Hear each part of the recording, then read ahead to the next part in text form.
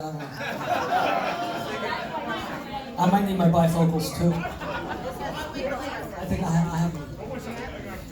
Got readers. This was 52 years in the making. How long do we have the hall?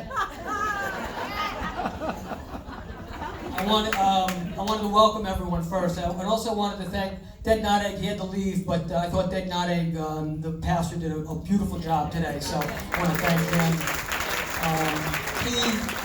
Afterward, we went in and we had to sign the official paperwork, and so so Paul made some kind of crack. He goes, "What's it going to take to get you in this car?" It looked like they were in a car salesman's office. And without missing a beat, Ded Nadig goes, "Are you familiar with the terms of the lease? Because it's forever."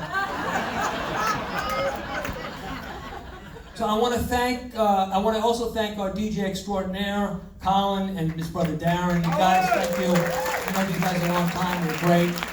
Thank you very much. And thank you to everyone who's come from near and far. Paul told me 14 states are represented and one European Union nation, France. So I think first place, traveled the furthest, for Philippe and his wife Danny, our cousin. Thank you for coming from Paris, Paris. Bienvenue, bonjour, and all. I think second place was Seattle. If someone was from Seattle, state of Washington, there we go. Second place. Sorry, you don't get anything. Instead of steak knives. And I think someone from California. Two people from California, and then Virginia, and Arizona, and Rhode Island, and Pennsylvania, the great Commonwealth of Pennsylvania, Rhode Island, what? Texas, Texas, right there.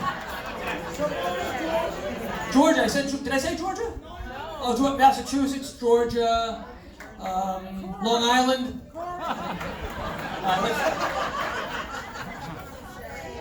I say to Paul, it's really a tribute to you and Lynn that everyone's come from all over the place. And he says, well, it's really more like this. They got the invitation, they opened it up, they read it again. They said, Paul's getting married, this I gotta see.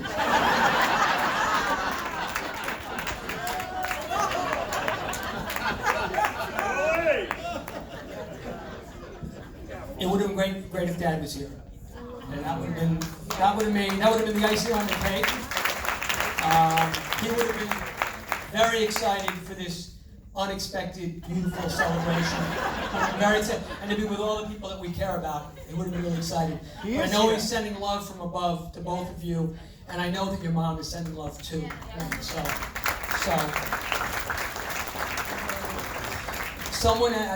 Uncle Don, I think last night, asked me, what did I think the chances of Paul getting married were? So, when's the last time the Jets won the AFC East? Not even the Super Bowl. Oh wait, there's a pig flying, I see. So, it was, this was very, very, very unexpected, but very beautiful and exciting. So,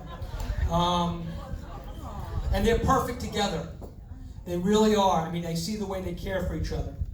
I knew you were right for Paul, Lynn. Really, when you first came for Christmas and you gave my mother, you had spent a lot of time finding out what my mother really liked. And you created a collage for her of all the things in her life that were special to her. And I appreciate what you did. And the fact that you took that time to figure out what meant something to my mom and do that meant a lot to our family. So thank you. That was beautiful. But then when you brought out the chocolate-covered pretzels, that really sealed it.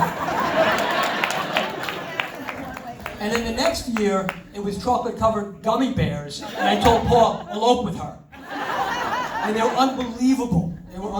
So, from Colorado? They weren't from Colorado, no. She made them. Oh, no, they weren't those types. No, that's my cousin Lenny. You would think of that, yeah. And they weren't that. No brownies. Now, Lynn's also a great photographer. photographer. She's very creative. In fact, she made all those candles over there. I think she made that bird, and she didn't weld it, but she put that bird cage together. She does a lot of creative things. She's a great photographer. If you like flowers, you'll like Lynn's photography. She likes to take pictures of flowers. Follow her on Instagram. You'll see more flowers than you really need to in a several-month period. We were at a family resort with our family from Boston, and every time I saw Lynn, she was like doubled over with her phone. And I said, I thought she had food poisoning. She was taking a picture of every plant on the property. So, but I really knew you were right for Paul in March at my mother's birthday when we were waiting in the restaurant, and I started feeling a little sick. I must have been fluish or something, and all of a sudden I see a vision, and Lynn has a glass. She went to the bar and got me a glass of water, and she got me Advil, and she was feeling my head to see if I had a fever, and I started feeling better, and she was like comforting me, and I thought, since I've been married, this is the first time anyone showed compassion on me when I was sick.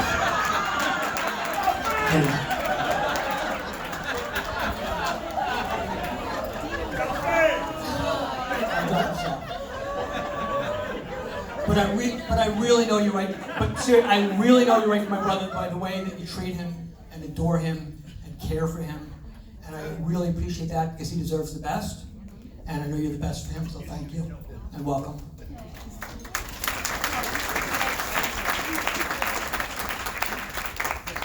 Paul.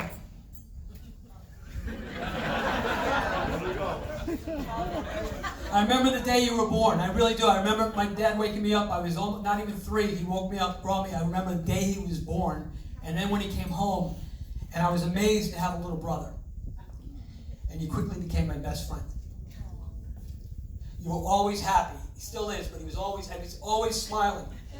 Even after Carrie was born and went from being the second favorite child to the third favorite child, he kept smiling.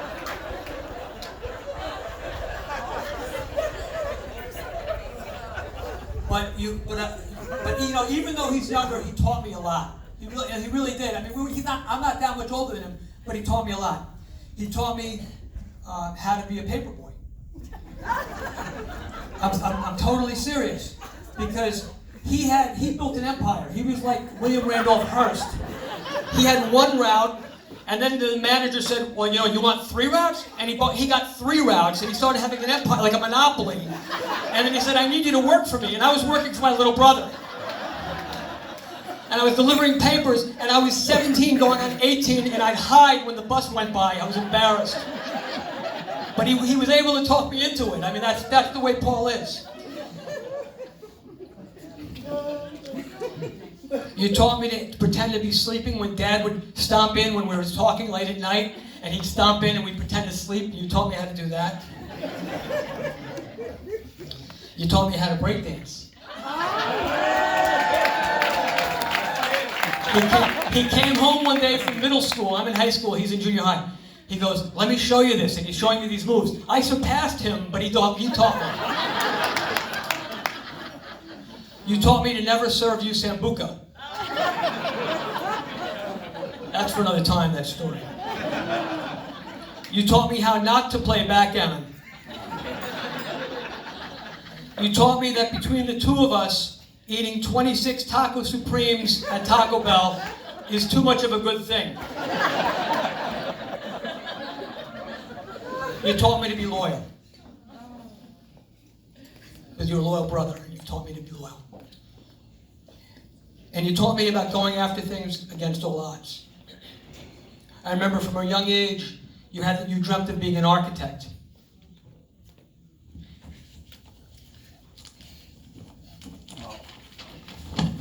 And even with the challenge of your vision, Mom and Dad said, are you sure? And you said, I want to be an architect.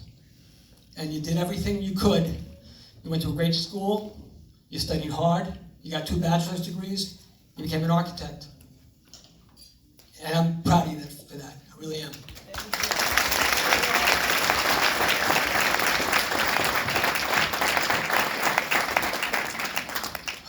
legally blind person becoming a successful architect is inspiring. But if anyone's planning a trip to Philadelphia, I've got a list of buildings you probably don't want to go into.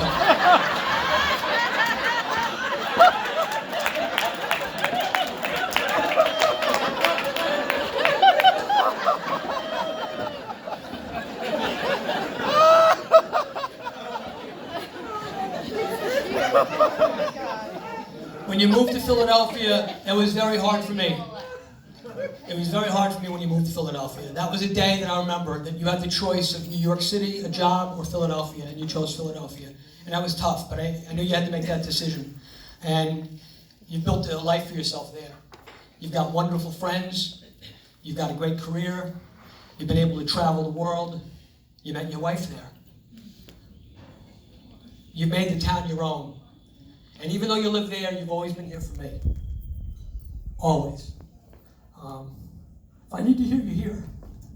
If I make a phone call, can you come up? You come up. Most of the time.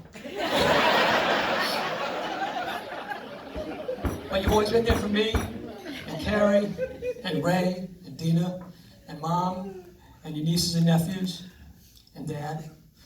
And I love you for that. You're a wonderful brother, son, uncle, nephew, friend. I'm filled with joy today. I love you. Let's raise a glass to Lynn and Paul. We wish you both much love, success, happiness, joy, togetherness forever. In the Armenian, they say "Gonotsik." In the Italian, they say "Tu salut." Lenny, I'm sorry. Salute. Salut. French? Oh, Santé? And let's just say cheers. Here's to Paul and Lynn. Thank you. Thanks for everyone for coming. It's a wonderful celebration. Here, here.